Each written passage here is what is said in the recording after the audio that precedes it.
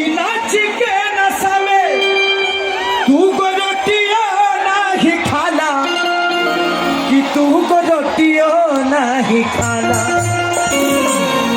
कि जाए पियंद माई पुल्ही उड़ाई रे गईलाना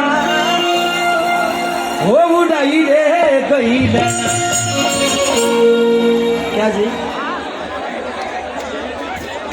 अच्छा ठीक ठीक भैया, लव यू भाई।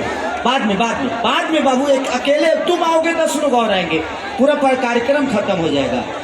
कि एगो नचनिए कारण कमिया के भुलाई रे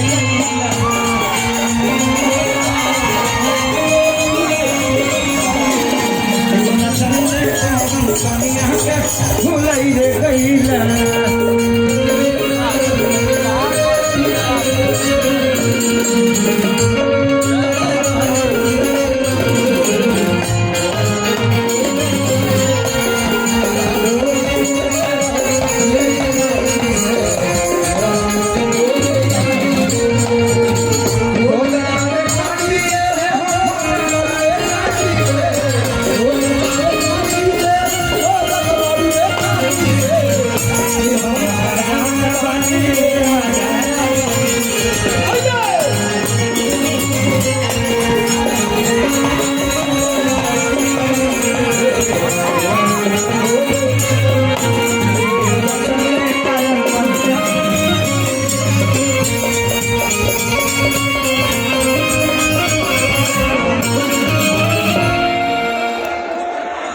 ए बाबू, अपने आदमी अपने से झगड़ा करते रहो, अपने भाषा हो के अपने से लड़ते रहो।